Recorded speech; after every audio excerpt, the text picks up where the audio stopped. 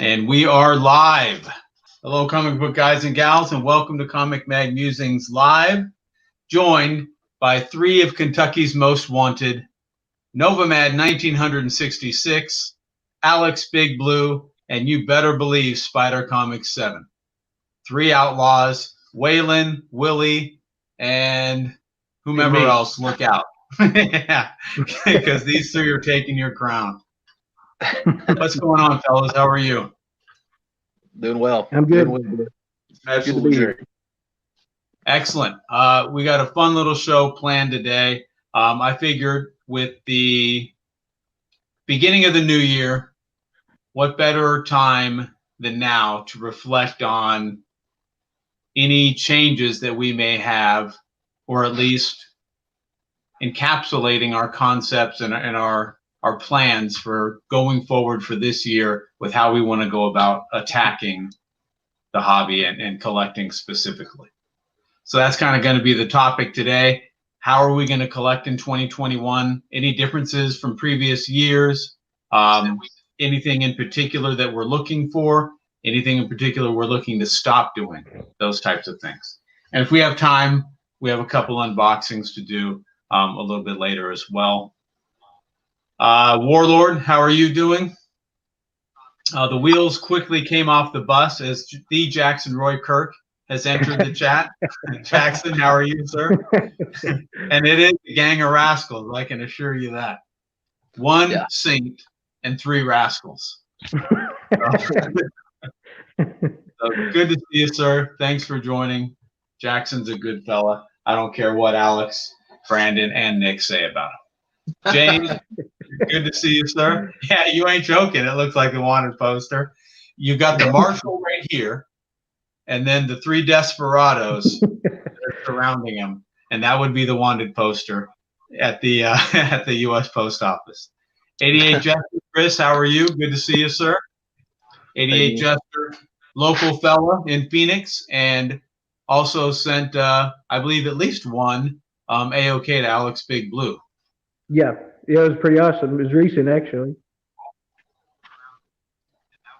So good to have you, sir.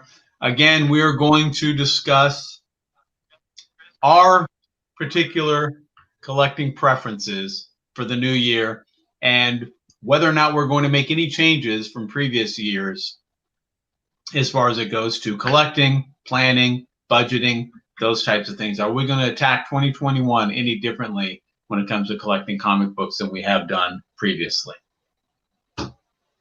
I'll make a video a little bit later because some people requested it, but I did open up all of those Frazetta cards. Oh, yeah. That I got for Christmas, and really cool. A lot of them I had never seen before. This would be like one of the covers for the trade paperbacks in the 60s that kind of reignited Conan the Barbarian. That's pretty awesome. At least among collectors, probably most famous for those and Death Dealer. That's the front cover to Blazing Combat #1, one of my favorite books. And this one might be, some have said that this is the greatest piece of comic book art ever. This was the cover to Weird Fantasy #29. And it was originally drawn for Buck Rogers, I think, for a Famous Bunnies or something like that. And they thought it was a little too violent for that series. And years later, Bill Gaines, that's the only cover or original piece of art where he just purchased the rights to instead of purchasing the art, and had it changed a little bit and then used it for the cover of that magazine. So, yeah, very cool. Let's see if this little stack I brought now some of these I cannot show. They got the nudity on them? Yeah, exactly. They show a little bit of boobies, and Alex will start drooling all over his phone, and then that will short out, and he won't be part of the chat. So yeah, I don't have it. I thought I might have that in this stack, but I don't have that one, unfortunately. So, Dr. Osiris, good to see you. Thanks for stopping in. No Gray Man here tonight. I think Gray Man's either snoozing or he's 3 pints into a 6-pint carry case. But hopefully he's doing well. So let's go ahead and get started. Nick, why don't you kick us off? What are you going to do differently, if anything, when it comes to curating, adding to your collection in 2021 versus maybe what you've done in previous years? Yeah. Okay. Yeah. So I've actually thought about this some. I'm at a really interesting point in collecting right now because I actually have, to the most part, if anybody watches my channel, you probably figured out that like my favorite thing to collect is like keys, whether it's just minor keys, like really, minuscule as far as like significance goes. But just keys in general, I've always really enjoyed. But now it's kind of interesting because I've got to the point to where I've gotten most of them that I've ever wanted, at least as far as within reason, outside of an Amazing Fantasy 15 or X-Men 1, which would be obviously at the top for me. But I mean, that has just become unrealistic at this point.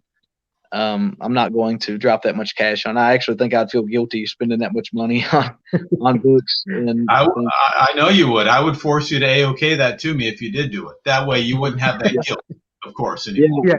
I would only keep it for a couple of days and send it off the bill. And see, that way it would almost be like a charity work. And my wife would be okay with that. I can assure you, I'd feel no guilt whatsoever. I believe that. I really do.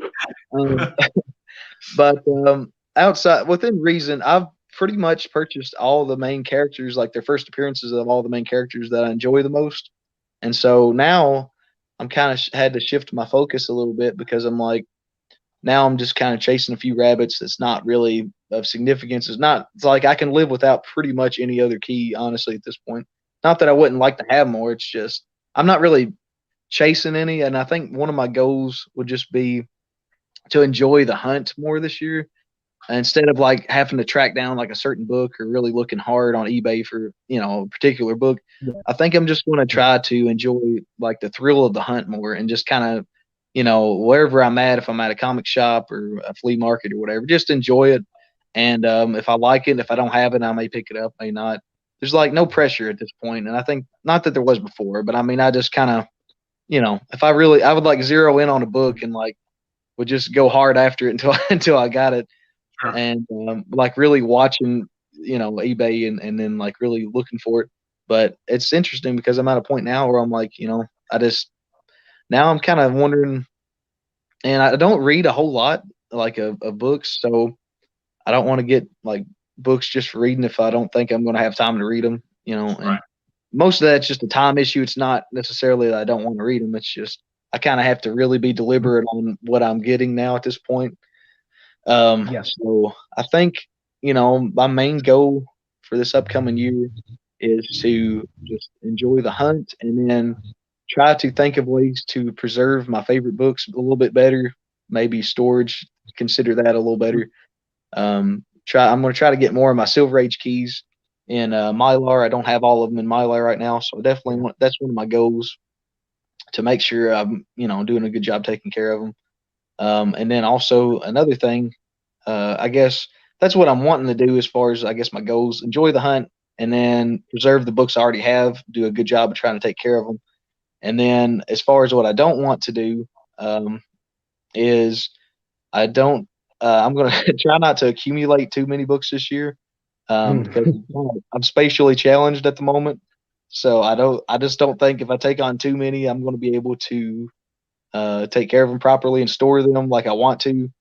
And I have them actually in my closet, in the bottom of my closet, my long boxes, short boxes, and it's an okay sized closet, but it's not meant for an avid comic collector to collect. And it's about the safest place I can put them right now. That's going to be where I don't have to worry about moisture or worry about anything, like that. And then so what I don't want to do is acquire too many books this year, and then also I don't want to get caught up in the rat race of trying to just chase down particular books so much, unless it's like something that's $5 or something, $10, not a big deal. Maybe, if there's something I'm looking for. And then buying books just because I like the covers or whatever, that's at this point. I've kind of actually always wanted to get to this point.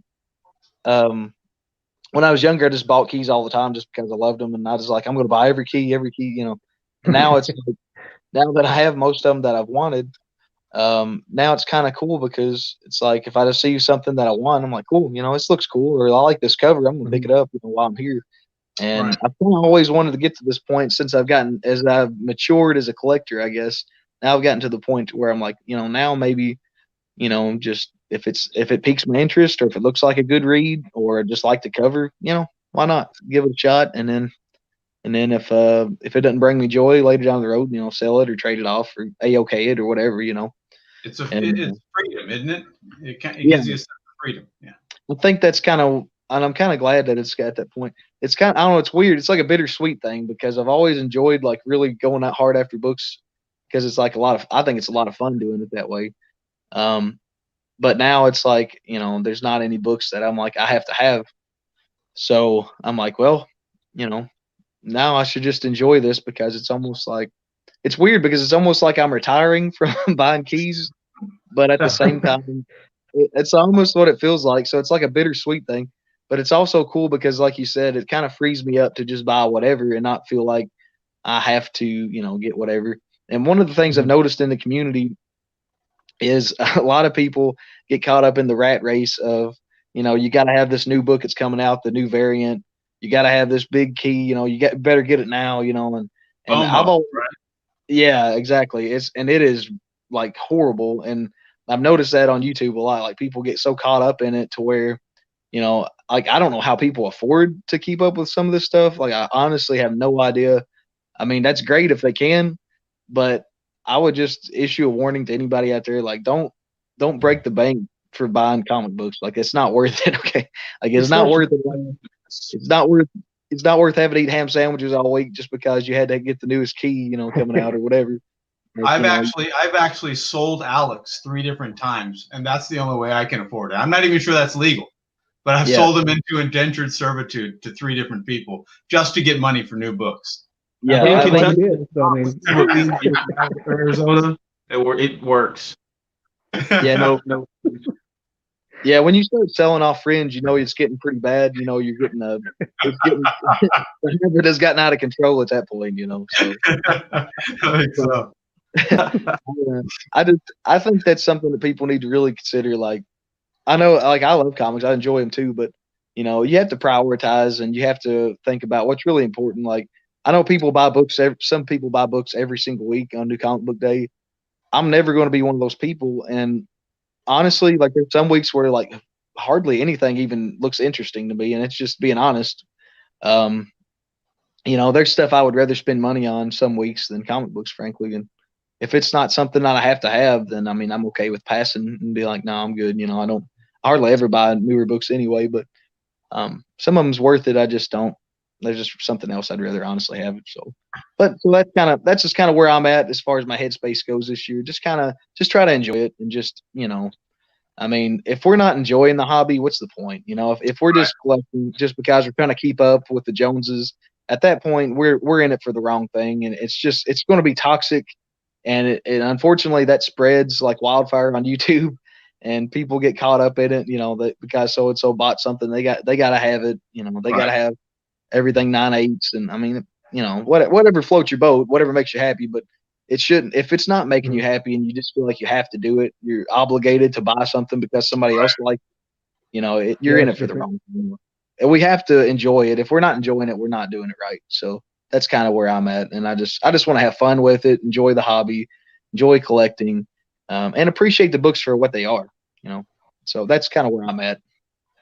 Well, couldn't agree more. If you're not enjoying it, then I think you need to take a step back and kind of reprioritize what's going to bring you that joy. Everyone has a limited amount of resources, so where can I put these that will give me the biggest return, either for financial gain, so I can do things for my family, or for personal enjoyment because I have a limited time on this earth, right? Those types of things. So I totally agree with that. Real quickly, ahoy, Captain. My cover slinger's nemesis, Ahoy. Captain Comics, joining the chat. Good to see you, sir. Mars Comics, how are you? Hope you're doing well. Absolutely. Happy New Year. Happy 2021, everyone. Yeah, Happy New Year. I don't know that I blame you too much on that. I've had some good dealings with eBay. I think the biggest issue as a seller, I'll discuss that in another live stream, like I said, when I talk about where I sell things. eBay isn't generally one of the places. I sold some trade sets on there this year, but that's about it because they just beat the heck out of you with fees. A couple times I think I sold something, I ended up owing eBay money. I'm not sure how it works, but there's so many fees that I think that you get a negative balance when you deal with eBay as a seller. So It does yeah, feel like something to be careful of. If you can build up a big enough following on Instagram or YouTube and sell things where you just you can even do the as a business on PayPal and pay the 3%.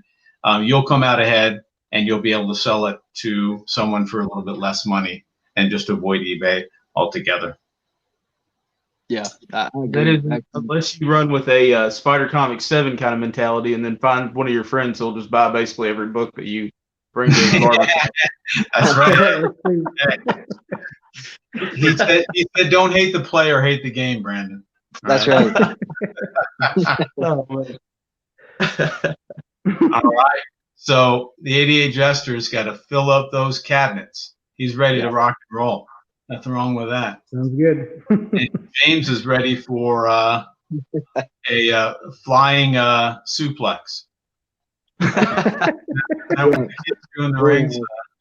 Figure 4 leg lock, I think. Exactly right. Jackson is cataloging his library of books from 2020 that he read and looking for a place to properly store them. That is always a challenge, right? At the very least, if you don't put a lot of effort into it, it's an eyesore. But in most cases, it's you're not able to store them the way you want to properly, and it could damage the books, which nobody wants. And I do believe that, I just wanted to point this out, Nick said earlier that he's kind of maturing in his collecting. And I think that might be the first time anyone has said mature around this group of people here. So I did want to point that out. Never before have any of these panel members been accused of being mature in any way, shape, or form. Another one of my goals in 2021 is to say things I normally would never say. Done and done, sir. Unruly, good to see you. How are you? Just trying to catch up with the chat. A 3D phone about 70 or so. Cool. Wow, that stinks. I only had it working for 3 months. That's a shame. Well, one of the good things about eBay, at least that I like about eBay, is from a buyer standpoint, is that there is a level of protection there. So if you don't get the book, if it's damaged, you do have a recourse. And the same thing with if you pay for something with goods and services, I think, on PayPal. There's some buyer protection built into that. So from a buyer standpoint, I think eBay is not too bad. The tax, the tax will bite you, and the shipping. Those are the things to worry about on eBay as a buyer. But there are so many other avenues or venues from which you can get books. And I did a live stream a couple weeks ago now, I guess, where I talked about pretty much every place that I have frequented to buy books. There are so many that it can be mind-boggling. And no matter which venue or avenue you choose to get your books, it all comes down to the same thing. You got to do your homework. You got to do your research. The more informed you are, the less risky it is for you to purchase from somewhere, and the more leverage you have when negotiating with somebody. Taxes have gotten crazy. So I think those are all good. And I think, if I'm not mistaken, Nick, I think you kind of came to that determination when you got the Batman Adventures 12, right? Yeah, that's actually kind of funny because I was going to just call it quits there, and then I ended up buying the Batman 181 First Poison Ivy as well. Yeah. But because I was going back and forth between those two books, Mhm. and then it just kind of worked out where I was able to get both of them, and I was like, okay, that's it. I'm calling it quits now. As far as, and honestly, I think I've decided I'll probably never spend over $100 on a book again. So I think even if I get to an itch just to buy like a decent medium sized key or something, I'll probably have to go after, honestly, I highly doubt I'll spend over $50 on a book ever again, to be honest with you. I just think Got it out of your system. yeah, I think so. I think I'm just kind of prioritizing other things right now too. So I mean, it's not that I'm not as into comics. It's just I think I'm just kind of prioritizing other things right now. That's a shame. That's a shame because I looked this on eBay for like $57. Yeah. Good point. Yeah, I texted Brandon the other day, I left a comment on the video where he shows that book, and I told him I'd never been more proud. This is like a proud moment. Yeah. And he was on the precipice of not getting it. He was in the car ready to go, and he's like, I got to go back. Yeah, exactly. Sly, good to see you. Thanks for stopping in. So the one question I'd have for you, because I think that's a good strategy, Nick, but I do think that for you, I could easily see you buying and selling. Maybe I'm off, and maybe it has to do with time, just not having the time.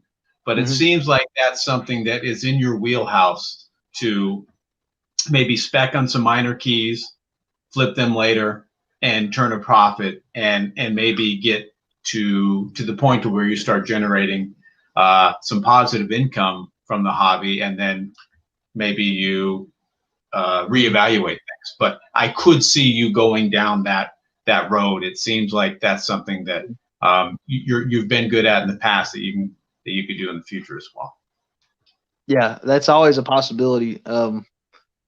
It's always an option, I think, and I think I've even considered, like, I've actually considered this, and I always reconsider after I consider it. But I talked to Crystal, my wife, about it. I'm like, there's some days where I thought about just selling like everything, selling every book I have, and buying like an X-Men #1 or something, And then I'm like, as soon as I do that, I know I would have like a huge. I would probably regret that so much. But honestly, now I wouldn't as much as I would have when I was going after keys all the time.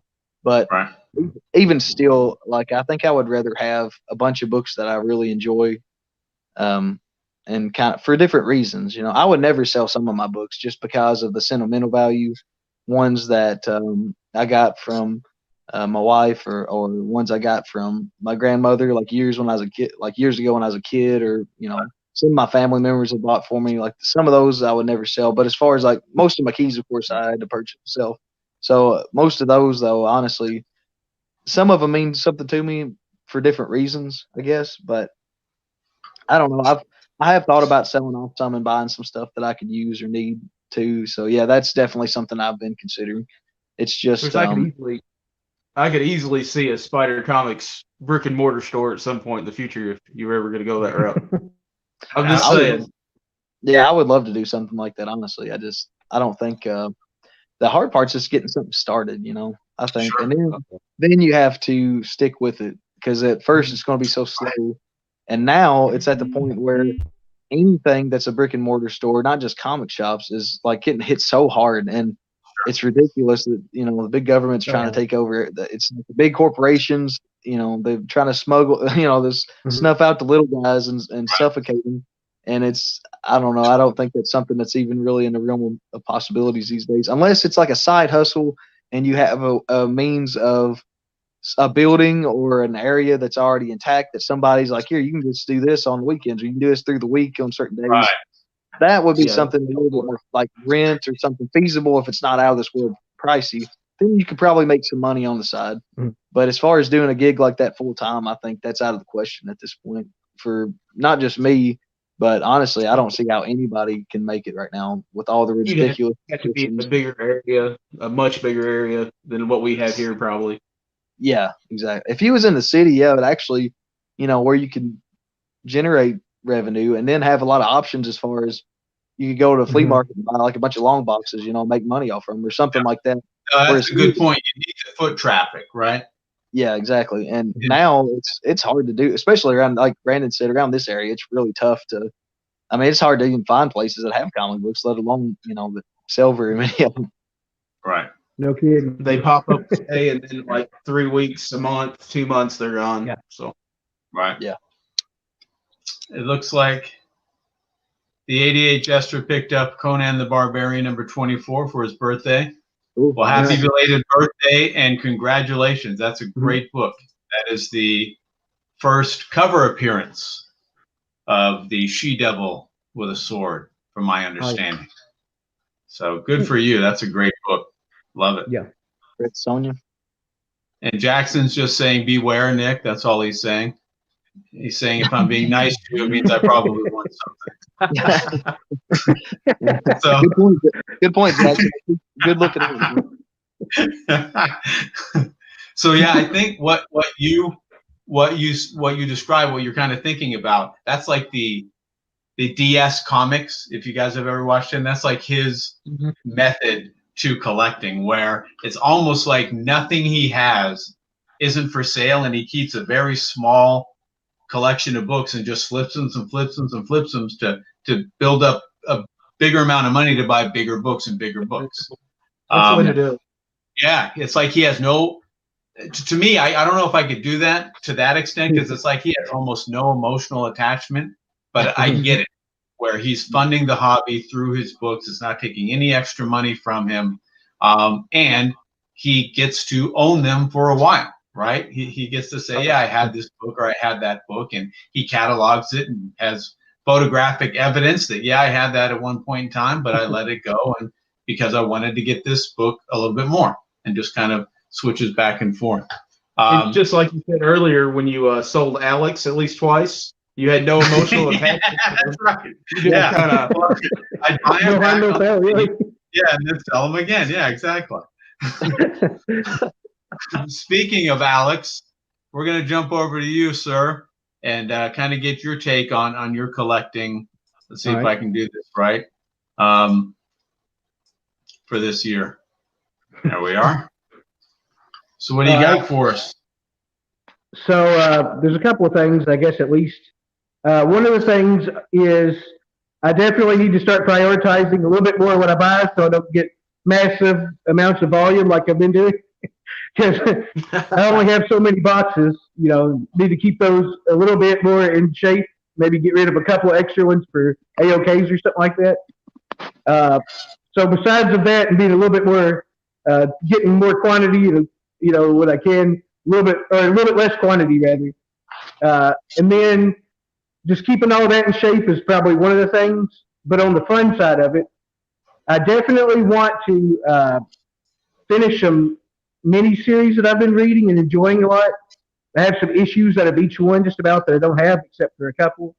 So I definitely want to get those and read those this year. As many as I can and come by for reasonable prices at least. Even if that means buying online, which I generally don't do. If it comes to that, I'll try to get them if I have to. Because they're not even big books or anything.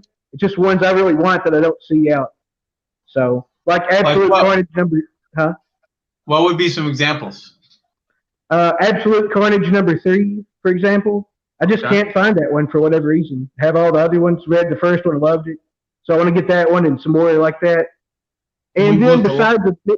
Huh? I said we've looked a lot for that book. Yeah, we did. Yeah, definitely. I certainly spent a lot of time digging through boxes checking for that one. Hadn't found it. Also, besides of the miniseries, I want to start filling out some of the runs, if possible, of the books that I like a lot. That I have quite a few of already, like Sleepwalker, for example. Have a lot of the early ones of that, and some of the later ones, but I need to fill that one out because I want to redo it and have it all. You know what I mean? The ones I really like a lot, I especially would like to collect if I can, without it being too crazy expensive, anyways. that one, Marvel Comics Presents, I already have a massive amount of that run anyways, including all the early ones. So it would be really sweet if I could find the rest of those this year. And then I could read through it, of course, which I haven't done all of yet. And just a bunch of different runs like that, honestly. Also, Mutant X, I've got a bunch of that, but I have a little bit more of that left. I really love that book, so I'd like to be able to fill that one out too. And then besides that, just in general, when I buy stuff, I would like to make sure that I get ones that I like because I now know kind of more of, in general, what I like to read and what stuff I want to collect a little bit more. So I'd like to kind of make sure I keep that in mind when I'm buying, I guess. But yeah, that's pretty much the main objective so far for this year that I've already thought of. Okay. So it's trying to fill out some of the runs that you started with an emphasis on reading the books themselves, and kind of as you've grown and progressed as a collector, having a better idea of what you do and don't like, and kind of steering away from the types of books that you don't really like. Yeah, exactly. Yeah, especially leaning into the ones I do like and I want to collect heavily. For sure, that's the main objective, I would say, probably. Okay. And looking for those ones that's hard to come by, too, in those runs. I like that a lot. Real quickly, we got Richard, the owner of Zoe Noodles. Good to see you, Richard. Thanks for stopping in. We've got Jay from Over Easy Mode. How are you, sir? Right. Easy. Good to see you. And 88 Jester said he's been on a Greg Horn cover kick, picking up some collectors. Miss Navel, is that Miss Marvel? I guess. There might be a different kind of book if it's saying. Yeah, exactly. Maybe a different kind of one. Yeah, I like that. So very cool. I never thought of that, but that's actually a pretty cool superpower to have, like a superpowered belly button or something, you know? Yeah, well, if you look at her early costume, she definitely prominently displays that belly button, doesn't she? You know, I never thought about that, but it seems like that's every hero in costume throughout history of time. Everybody exposes their belly button, so maybe that's like an actual thing. Yeah, well, you might have known what he's talking about. Yeah, it used to be a no-no, right? It wasn't on, I think, on Gilligan's Island. They didn't want Marianne, who, rest in peace, just passed away, Dawn Wells, a couple days ago. They didn't want her showing her belly button. Oh, yeah. And I Dream of Jeannie was actually the first one to actually do that. Was it? Yeah, that's right. Yeah, I remember hearing that. Now you mentioned it. A big fallout from that because her costume, after the beginning of the series, a few episodes in, she showed her navel. It was a huge thing. Wow. And can you imagine if we still lived in a world that was? I wish it was still like that. Like now, that's not the only thing you have to worry about people exposing on TV nowadays. So. That's true. I'm super by the way. So like, I miss the old day. You know, I'm only 29 years old, so I can't act like I lived back then. But I'm just saying, I wish that there was still some morality left in the world today. Well, it's definitely changed a lot. That's for sure. And not just television, but all forms of media now, right? Yes, exactly. There are a lot less institutional filters in place, and so it's more incumbent upon people to have personal filters. And I don't know that those are fully developed in a lot of different places. Yeah.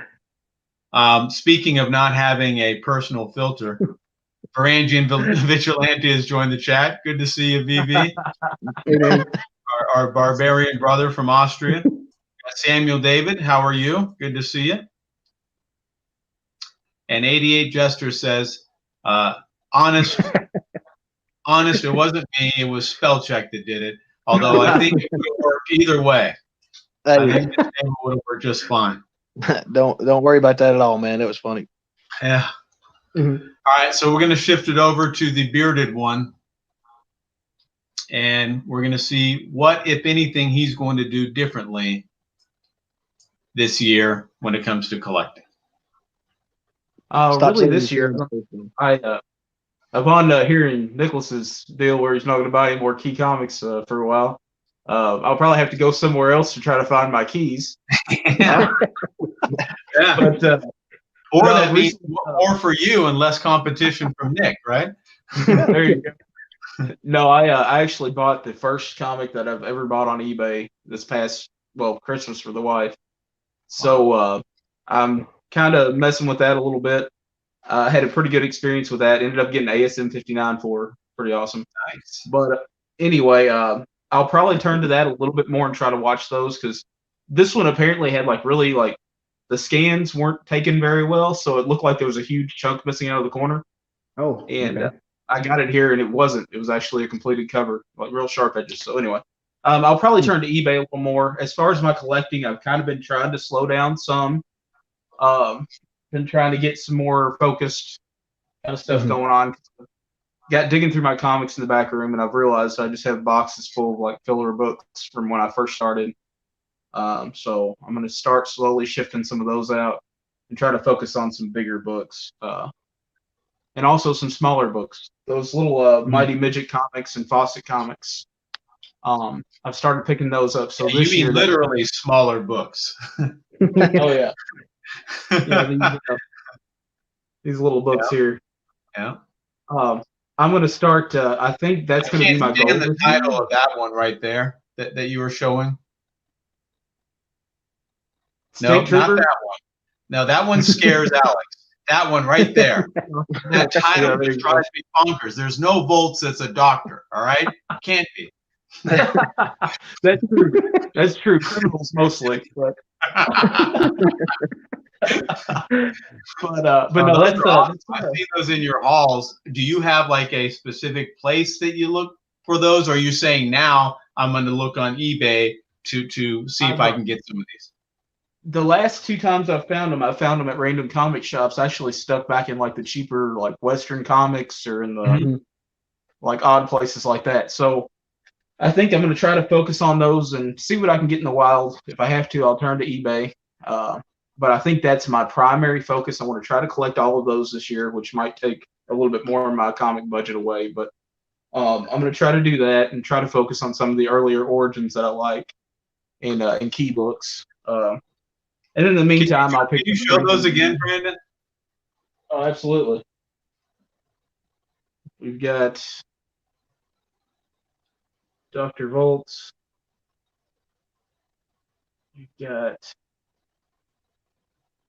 let's see if I can get it in frame, State Trooper. Nice. And then, I already showed that one. So let's go to Mr. Q. Those are fantastic. These are actually really. Is that your entire collection? No, I've got two more. I've got these. Okay, I thought there was more. That's what I was wondering. I just picked up. That one's actually a Fawcett comic, whereas the other ones were Mighty Midgets. But this one says that it's on use, or that the story was used from the Mighty Midget company, basically. Oh, okay. Now, what are the year ranges that within which those were produced? We're looking at 40 to 45, basically. What I've seen, these little Fawcett books are actually 43. Okay. And those first two that I had were early 40s, I think 42, I believe. And they looked amazing in shape for that. Yeah, really. And it took me forever to find that Volts book. I mean, I looked for years to find that, and we finally got it in the lot off eBay. So that's kind of my thought. I really like that kind of stuff, almost ephemera type comics, promotional comics, things like that. So almost like getting into the Metarog realm. Yeah, almost. Yeah, yeah, basically kind of in that range of things. So it's really cool, really interesting to me. I was able to actually send Metarog when I first started this thing. I was able to send him the wonderful book of our World of Rubber or something like that from Goodyear. Right. And he said it was a book that he didn't have, and that's cool to me. The fact that even people, yeah, that he doesn't have. Yeah, that's the cool thing about that is they're kind of, they're thrown away a lot of the time. So when you do find them, it's almost more of a thrill to find something like that. So, but anyway, yeah. So that's basically my plan. I'm going to hit it the same way I have antique stores, flea markets, just whatever I can do. I also collect vehicles and guns and everything else there is to collect. But yeah, I'm gonna try to focus on some of the older comics now. See what I can do there. So Very other cool. than that, I'm sorry, fellas, real quickly, public service announcement. We have a troublemaker in the chat. I do believe that some of you, if not all of you, are familiar with this young lady. Please notify the local Kentucky authorities immediately. We finally know her whereabouts, virtually. So yeah, I think so. Essentially, if I could sum it up, a lot of what you've been doing, but maybe broadening your scope, looking more to resources like eBay than perhaps you have done in the past. definitely. Now, you mentioned some bigger books. Are there any in particular that you're targeting?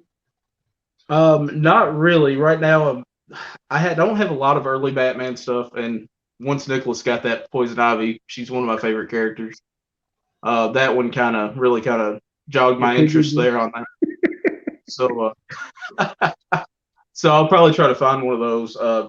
I really like the early chick origins, basically. Whoa. Early 50s, 60s, and 70s books where the women got out of the kitchen and into the super universe. So, Right, into the superhero workforce. oh yeah. See, I like those origins. So I kind of think that women in the kitchen is a superhero. I think that's actually very, very powerful. I think if I was to read the comic really true for a woman, I would put her in the kitchen and have her cooking 5 different things at once, like an Instapot, oven, microwave. Yeah, I mean, I think that's actually pretty awesome. And personally, I would love that myself. I can't speak for I everybody. think Nick's onto something because I can't cook more than one thing simultaneously. Yeah. It's beyond my little brain to figure out how to time this with that. So yeah. I can cook anything, so you're doing better than me, Bill. And I feel like I can speak for every woman and say that that's what they would want to do. That's their main goal. Now again, for hate mail, send that down to Spidercomics 7.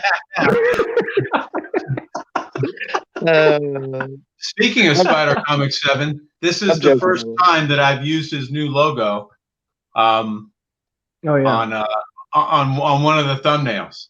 So now that I've used it, he'll probably change it up again next month, and so we'll have something totally different.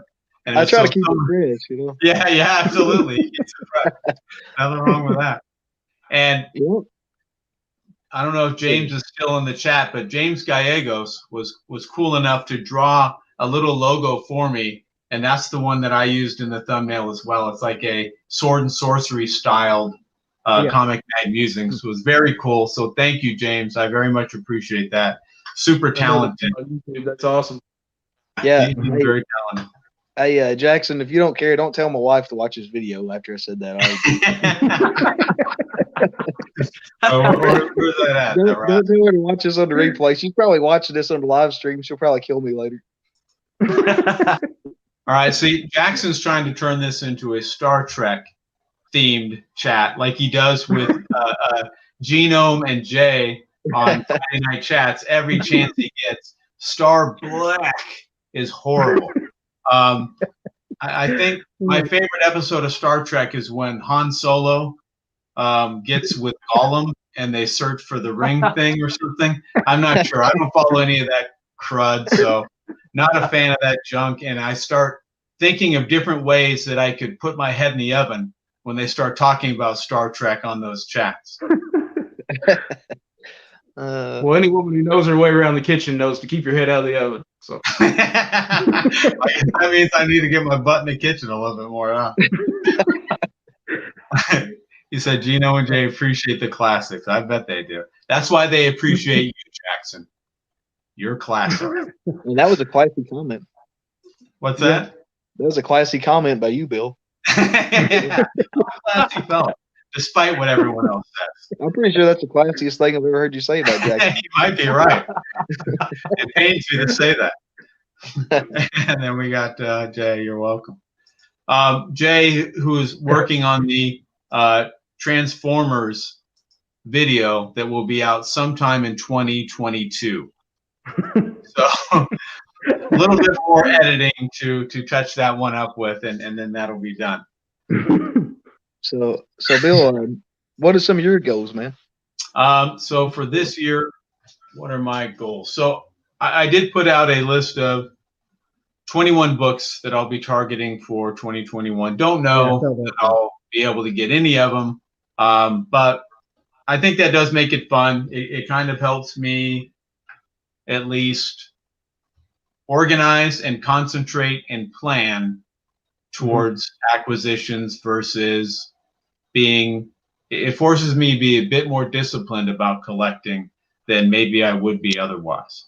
Some of them are bigger books though, and I'm not a rich man, so I need to figure some things out in order to get them, or it's just going to be a wish list like it's been the last several years. I think part of it is, I think I'll probably, this year, I'll make for the first time, a concerted effort toward selling. I think that's one of the big things for me. I've always sold for the last 10 plus years. I've sold slab comics. I've sold hundreds of them. That's like always been my gig. I'm pretty good at identifying when there's a graded comic that is undervalued, picking it up, knowing how much it's worth, and turning it over for a profit to someone who's going to better appreciate it and be able to use that money to buy something that perhaps I did want. So I've never really sold raw comics. I guess I sold a couple with an LCS that went out of business earlier this year on consignment. And one time, like years ago, maybe it was pre-Mini Musings, so 9 or 10 years ago, I sent in comics to my comic shop. I don't know if this has changed because I haven't looked at it since, but back then they're like, yeah, if you want to sell comics to us for cash or store credit, here's what you do. And you put in the ones that they have and the grade you say it is, and they'll tell you how much they'll pay for it. And then you ship them all, pack them all up, ship them to them. And then always remember, nothing's free in life, right? So there's always a double-edged sword. So my comic shop is notorious for undergrading their books, which is wonderful as a buyer. Right. If they say it's a 7.0, you might get it and it might be a 9.0. Because they undergrade so badly. But they also do that as when they buy comics from you. So all these things that you're pretty confident are near mint or very fine plus, they're like, fine minus, fine. These are the grades we think all these are, and here's how much we'll pay them. Well, now they already got your books. So what are you going to do? Say, all right, I'll pay you to ship them back to me? Or are you going to say, all right, I guess it is what it is? And so I did that once and took the store credit and said, no, I'll never do that again because they have all the leverage, right? You're not putting yourself in a position to succeed with that. So lesson learned, no big deal, but I don't know. Maybe if I had more followers on Instagram, I would probably sell there. But I don't. So that might be a year or two away. If I had more views on YouTube, I might do some like some YouTube claim sales or something like that, but I don't. So I probably won't do it there. I'll probably go like the eBay route as much as the fees kill me. Or I might try to jump into somebody's YouTube auction and start selling some books that way.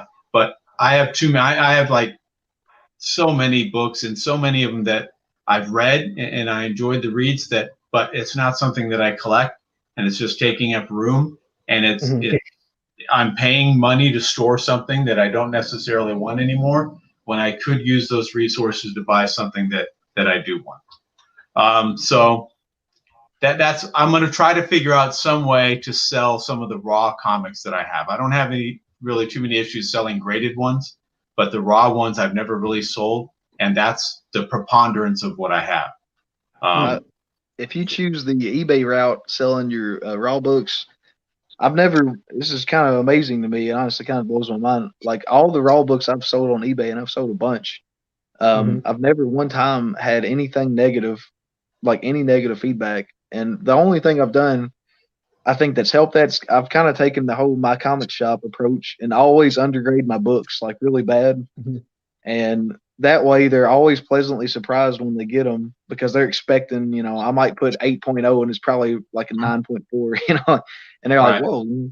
So I've kind of taken that approach, and that way you're kind of covering yourself because they're probably going to be ecstatic that it's a little bit higher grade than they thought. And I always, I try to price my books like the best, the cheapest on eBay every single time. Because if you're just listing it at the same price everybody else is, then it's a gamble. You're like, okay, they may buy somebody else's. My pictures aren't always the most clear and best looking pictures, but I try to make it where they can see, flaws and stuff in it. But if you're pricing it cheaper than all the rest of the listings, I mean, naturally they're going to look at yours a lot harder and be like, you know what, that's a good deal. And then, depending on what it is and how serious you are about wanting to sell it too, of course. But that's a good point, right? Do you want to sit on it, or do you want to move that inventory out of there? No, that's a great point. I was thinking, like I said, I've done it with I sold last year, I guess, in 2020. I sold maybe 10 sets of trades, and I'm talking like, maybe 1 through 10 of, the complete set of Transmetropolitan or complete set of Why the Last Man, all these, trades that I've sold, and they were great reads. I've read them, but I wasn't going to read them again. So let's move those on to somebody else who can appreciate them. But for raw comics, I was thinking of saying, just taking really, really good pictures, your overall, all 4 corners, back cover. So at least 6 pictures, and then saying, you determine what the grade is, based upon whatever you think. But obviously, you got to price it, right? So you have to have some idea of what the grade is to kind of slot it and price it in there. I guess the thing that worries me, I guess I'd have to start out with like runs or something like that, because, a book here and a book there, that would be excruciating to make 1,000 sales on eBay in a year just to sell 1,000 books.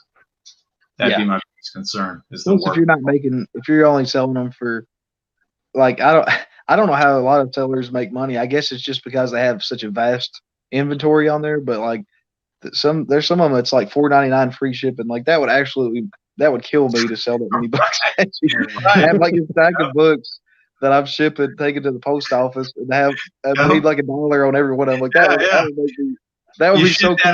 Like, another quarter for me, baby. Yeah, 25 cents pure profit. Yeah, I mean, I'd rather not have to I agree. Yep. All right, let's get caught up on the chat real quickly. Right. Let's see. Wow, I'm way behind. Unruly saying, "How dare you badmouth Star Trek?" I'll tell you what, there are some loyal Star Trek fans. The only thing I've ever seen, exactly. The only thing I've ever seen in Star Trek is I've never seen any of the TV shows, but I've seen the movie before the last one. So whatever the last movie was, the one part of that I saw. I did enjoy that movie. Have you ever seen the original series? I've never seen any of the TV shows. I know of them, right? Because they're part of popular culture, but never actually seen any of them. No. Original series, great. The rest of them, okay. Yeah. I wanted to sit down and start watching them, but I kept vomiting in my mouth every time they came on. And so I was like, man, like that. By the second season, you kind of like that taste. Yeah. It's an acquired taste after a while. When you watch like a marathon of it, you just get like that. You get used to it after a while. So yes, I've teasing over easy mode, Jay, because that Transformers, he's been dangling that carrot for quite a while now. But to be fair, he does a lot of work on his videos. If you guys haven't watched any of his videos, You really need to. You're in for a treat. He's a master at editing, really, really good, and they're always enjoyable. The subject matter doesn't even have to be anything that you're interested in. Just the video itself is entertaining. And plus, he's a really funny dude as well. He is very funny. He's very. He has a lot of comical stuff he'll say. So absolutely. He has some great videos on sexploitation. The most recent one he did was on a very campy Vampirella movie. Just great. Just the quality that he puts into his videos are incredible. They're a lot better than the movies that he's covering. Than the quality of the movies that he's covering, that's for sure. Poor Mike, good to see you, sir. Thanks for stopping in. Mike. Varangian has fallen in love with the UK run. First Death's Head last year. Death's Head. Okay, so I think we're talking about Transformers there. Either that or a jogger from the UK. One of those two. I'm not sure which. Unruly says he's had good experiences buying from my comic shop. I don't think I've ever had a bad experience buying from them. They're Lone Star Comics. They're based out of Texas. They're like I said, I don't think I've ever gotten anything where I was like, wow, they overgraded that. It's almost always the opposite. They're notorious throughout the comic collecting community for undergrading. I don't know where that came from. I imagine they were getting popped early on where people were claiming that they overgraded. And so they just said, we don't want to deal with this anymore. We'll just undergrade everything so we don't get all these customer service issues. It's probably something like that. If you look at their positive feedback, it's like unbelievably high. Like they're currently, like statistically, it's really extremely low. And usually like the negative feedback, something, if you read them, like the comments, it's always something so silly. Usually very seldom is it something that's actually, that matters. And then even when it is, like, they always make it right. Like, that's what I usually see, but they'll refund them or whatever, say if something happens, so they are top notch. I've never had any issues with them. I think there was only one time I bought a book that I think it just wasn't, and they usually even specify like damage, but I think they didn't specify that it had staple rust migration. So I was a little disappointed about that because that's a pretty big deal, at least to me. But I think that's literally the only time I've ever had any issue at all. But normally they list like major flaws. They usually have that in their listing as well. Even if they don't show it, they usually tell you. So they are top notch, A1 caliber. The place to buy. What's that? I say their scans are also usually really good, really clear. Yeah, really well. Yeah, they are. Mm-hmm. Yeah, I out of all of the LCSs that have a strong online presence, they're my favorite by far. By far, yeah. I just think they're great. They ship really well and they ship really fast, no matter when. Yeah, those boxes are awesome. Yeah, they are. Yeah, I love them. They're just I can't say enough good things about my comic shop as a buyer. They're great. Only at your own risk. You're gonna have to have a strong stomach. And an iron will. So Mike says, do I do trading? So that's a good question. Years and years ago, I used to be in a trade paperback swapping group. Someone threw up a website where you could join after being vetted by whoever owned the website. I can't remember who it was. It might still be around. I don't know. I think it was tradepaperbackswap.com or .net or something like that. But you just had you filled out a number of books of paperbacks, either graphic novels or trades that you had to trade, and others did the same, and you would peruse their lists, and then you would contact them by email and say, hey, why don't we trade this for that? And then you go back and forth. Usually I would try to do it by cover price, the combination of cover price for mine versus combination of cover price for yours. To me, that seemed like the fairest. Others would do it a 1-for-1 type thing. But at any rate, if you both agreed on it, then you media mailed the books to each other, and you got new reads for whatever it cost you to mail the books. So Pretty cool. I've always liked the concept of trading, but I haven't traded comic books themselves very often up until recently. I bought some comics from someone locally off of OfferUp, and I noticed that he was a big DC fan, and he had some Marvel books. I'm more of a Marvel fan. So I hit him up later and said, hey, here's some DC books I have. I know those other Marvel books that you had, I was interested in. Do you think there's a possibility of doing a trade? I just made a video. It was released on Christmas Day of the books that I got in the trade. I traded like 4 or 5 graded books to him, DC ones that he really enjoyed that I wasn't, in love with. And so they moved, I think, to a better home, and I got some books that I think I would enjoy a little bit more. So I'm always open to trading. I think trading is a wonderful thing if you can do it. It's just really tough sometimes to get the trade to work out right. Poor Mike. Unless you're using cash on one end or the other. I hear a rumor, poor Mike, that Bill is willing to trade his CGC Marvel Spotlight 5 for any early 90s Image title of your choice. Yeah. I think Alex has been the one spreading that rumor. Oh, okay. I didn't say it was true. I just thought that I heard the rumor. It was out there. That's in the bunch of the 90s too. So. I'm always open to trading. I think trading is if you can get books that you want more than books that you have, and someone else can do the same thing. Yeah. Either without any money being exchanged or maybe a little bit. I think that's a win-win. So yeah, I'm always open to that.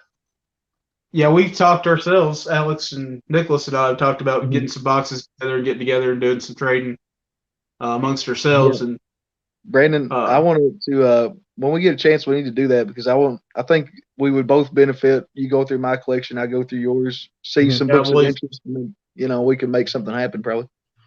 I think so. And nothing else. That'd be a good video if you guys did that too. Yeah, that would be a good video. That's true. Wait, what did you say, Brandon? I said nothing else. If we can't make something happen, we can at least trade some comics. That's true. Somehow you don't have to easy way. Right? Speaking of trading, Brandon sometimes trades haircuts toward comics. Correct? That is true. Yeah, that is true. That's smart. I've gotten a few good books from Mr. Nicholas over time. He's looking a little shaggy too. I just wanted to point that out. Yeah, it's getting out of hand. So I'm pretty sure I might have to take a trip to the shop pretty soon. There you go. We'll get you together. All right. So Jackson is taking advantage of my comic shop's policy of buying books, and I think so. I guess they're still doing that because he just sent them what, in his estimation, is $77 worth of comics. He fully expects he'll get maybe 55, but he's good with that because he thinks it's less than he'd be able to get elsewhere. Plus, I imagine there's less work involved. Now, I think, I may be wrong, Jackson, you could tell me in the chat. It was so long ago when I did it that I thought that they gave me a cash price, and then they said store credit, which was a little bit more. I could pick one, and I took the store credit. I don't know if they still do that or not.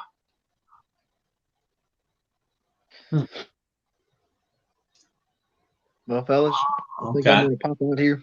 I've had a fun time with you guys already. But good. Yep. I'm going to give my wife a call and see where she's at. She should be home pretty quick. So, but I wanted to holler and spend some time with my fellas. So I appreciate all you guys. Always enjoy the live stream. Do you have anything up on your channel or anything that's going to go on your channel soon? Well, this really awesome guy, Bill Miller, I just posted a video. I just posted a video for anybody who hasn't seen it yet. It's an AOK that he sent. It's actually 2 separate AOKs that I finally got off my lazy backside and made a video for.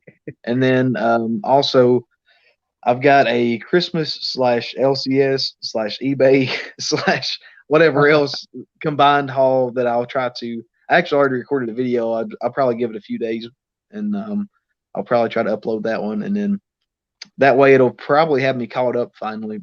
So then it'll just be. I haven't been buying a whole lot, so I don't have a whole lot of action going on right now. But I'm wanting to take a trip pretty soon to try and look for just go kind of hunt around, have some fun. So maybe Alex, Brandon, maybe we could get on something like that. And then also because I got to get some bags and boards. Like my collection's exceeded my bags and boards right now. So that happens so frequently, it's not even funny. Every time I feel like I'm caught up on them, I'll somehow acquire a bunch of raw books and back to phase one again. So, but I'm slowing down my quantity now to the point to where I think I can actually keep up now. So hopefully now I can actually, I'll probably, if I buy, 100 pack of bags of boards, I think I'm actually in pretty good shape now. So that's my plans. And then I've got to get some Mylars for my Silver Age books. And then if I do that, I'm sitting pretty, hopefully. So we'll see how that goes. But that's pretty much all I have going on. And thank everybody for being in the chat and for coming, spending time with us, hanging out. It's always fun as well. So cool. Hope to, I'll holler at you guys later and hope everybody does well. Has a good night and God bless you guys. We'll see you. Let's see about you. Thanks, Nick. See ya. Good night, fellas. Good night, sir. All right, let's get caught up with this chat. Yeah. Let's see. Goodness. So Richard echoing, yes, my comic shop is the bomb. Okay. Chris is saying he's going to get a press this year and go that route. Not a bad idea, right? You're going to get a lot of books, especially if you want to get some graded or if you want to buy and sell, then getting your own press can certainly pay for itself pretty quickly. Yeah. Or Mike has traded with Lady Fantastic a couple of times. Yeah, I think trading is a great idea. If you can do it and you can find someone to trade with, I think it's wonderful. Yeah, it's one of those things in my family. We traded since I was a kid, not necessarily comics, but just everything. We're big horse traders. We never traded any horses, but we had a family reunion once when I was a kid, and my dad had bought a brand new pair of Tony Lama cowboy boots. Walked into the family reunion, walked out barefoot. He had traded off his cowboy boots at the. So if you could figure out how to do that, and I mean, even find somebody that's not so interested in comics or whatever, maybe you can get some good stuff from them. So I like that idea. All right, Sly is heading off to bed. Good night, Sly. Thanks for stopping by. I appreciate it. Jackson said they do offer the credit or the cash, and he took the credit. He always tries to take credit for things. So that's nothing new.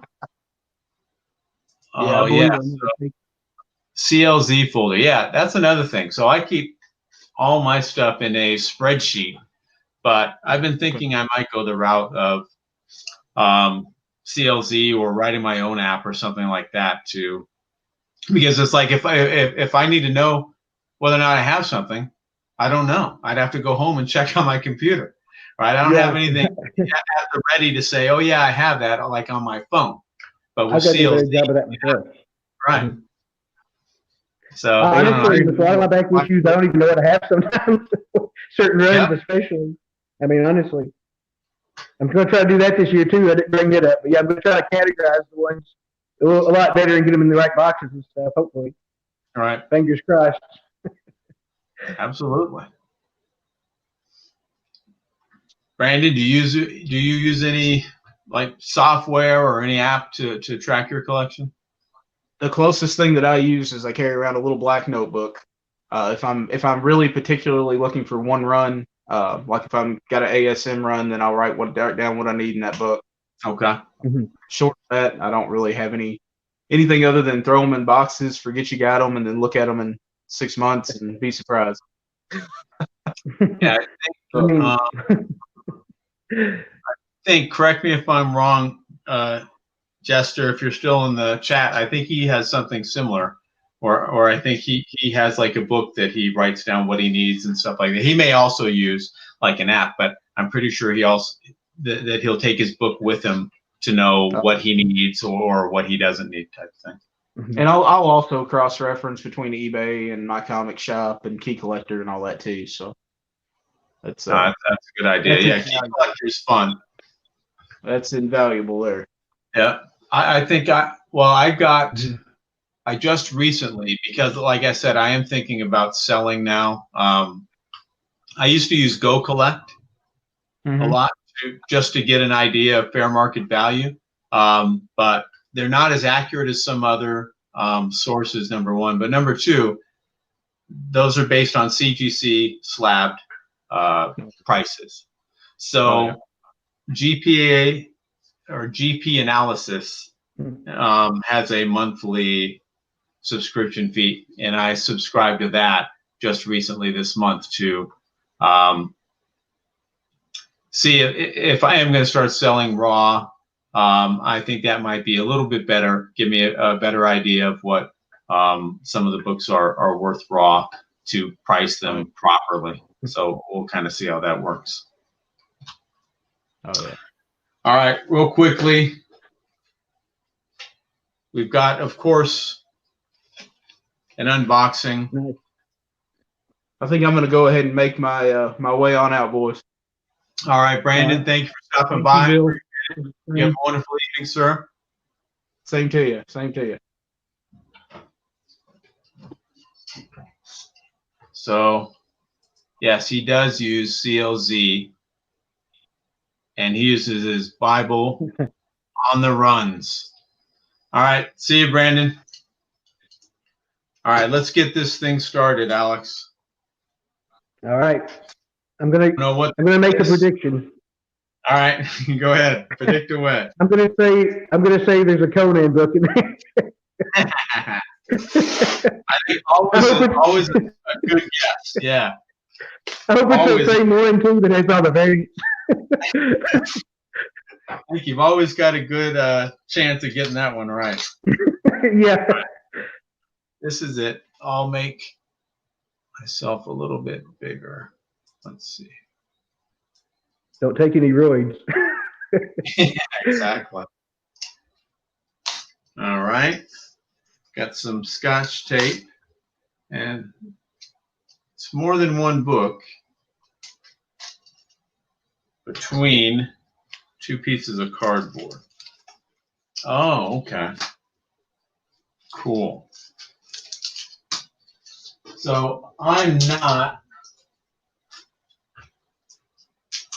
one of your big speculators. That's generally not my strength. I don't have the time to follow all the trends and all the media news and all that stuff to determine what might be the next hot thing. But I do know what I like, and I guess if I ever can be accused of speculating, it's speculating on things that I thought were really good reads or really cool characters. And so that's what I did with this guy. This, speaking of eBay, this was an eBay purchase. If I can ever get the Scotch tape off, I'll show it to you. But I've got several copies of this book. But if I can find them at a good price, I'll always pick them up. I'm going to go crazy with this. It's nothing but tape everywhere. So, what do you spec on, Alex? What are some of the books that you're surprised are cheaper than you suspected that they would be? Well, actually, not that I've always bought the books and did anything. I actually have a pretty good track record of characters are being used. Like, I remember I said before they with him, he's on the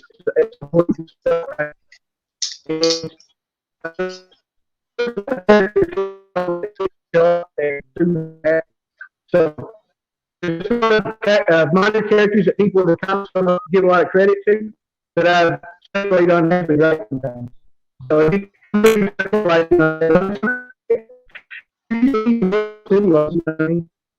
Man, I don't know if that's my connection or yours, but getting like a 2001 A Space Odyssey, different electronic noises, and instead of being able to hear your voice. Yeah, it's doing that with mine. Oh, okay. All right. Yeah, I don't know. It keeps every once in a while doing that. Gotcha. Better now, though. So, uh-oh. Looks like we lost Alex. Hopefully he can jump back in.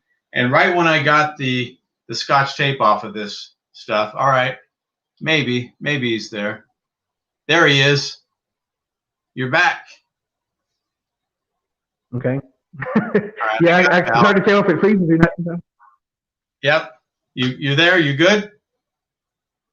Yeah, I mean, my part is every once in a while your screen looks like it freezes on mine, so it's confusing sort of. But yeah, I can usually hear you. Well, here we go. Here's the spec book that we got. So we got nice. 3 copies of Shogun Warrior. All of these are, I'd say, at least 9.4 or higher.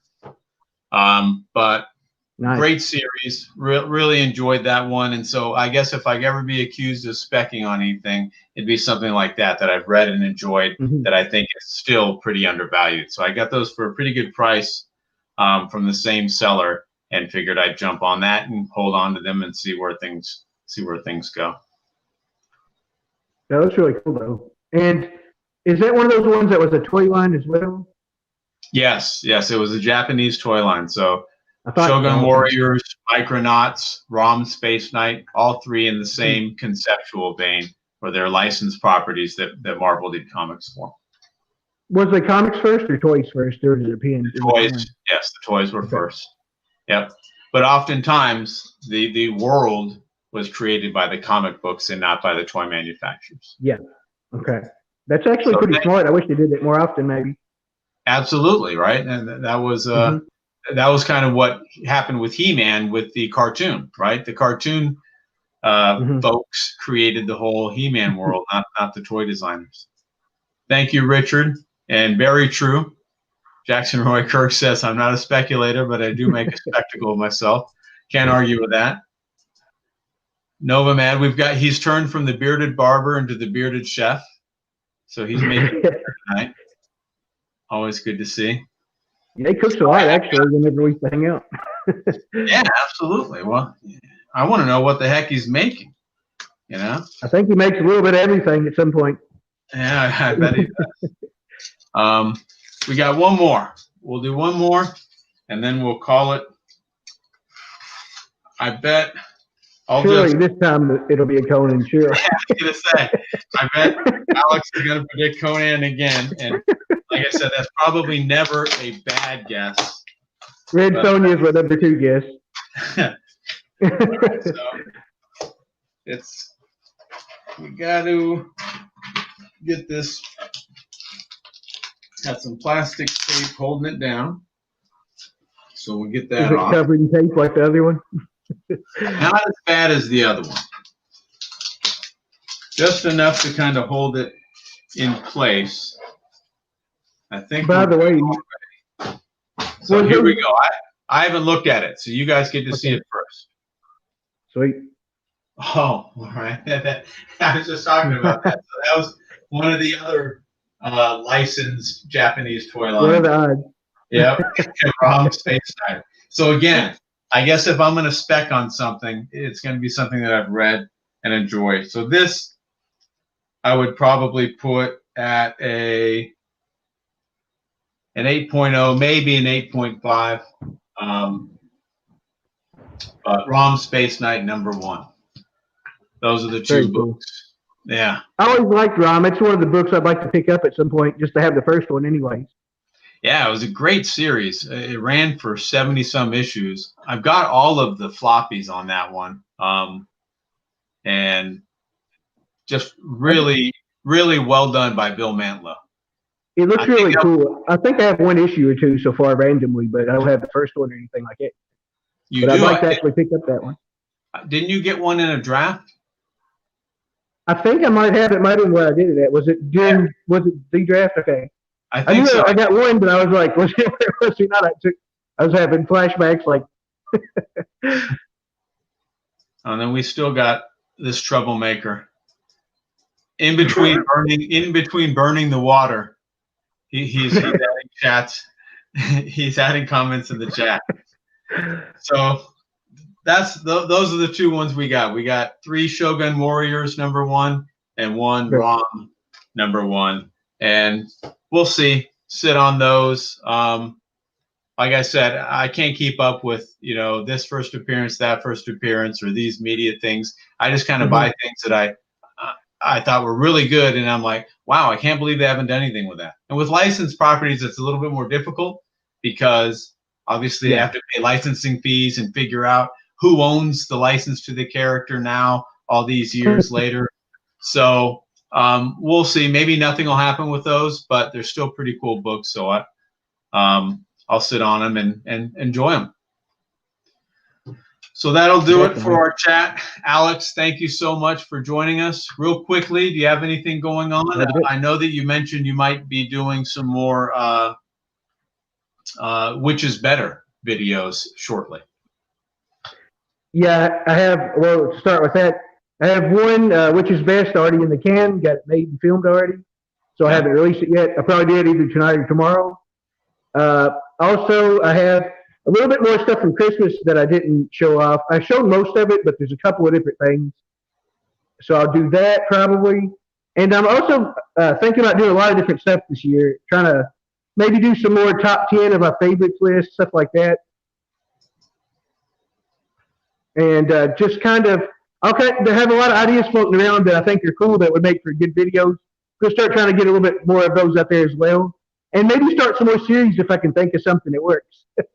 I always like doing that. So, well, looking forward to it. So you got one that'll be released either tonight or maybe tomorrow, Which is Best, as well as some others. And you might have some different content, some different type series that you're going to try out sometime soon. Yeah, definitely. That's very looking cool. forward to that for sure. Well, I think we're all looking forward to it. As for me, I have Original Art Hour with Comic Books NYC this Thursday at 9 p.m. Eastern. Yeah, that's right, 9 p.m. Eastern Standard Time. And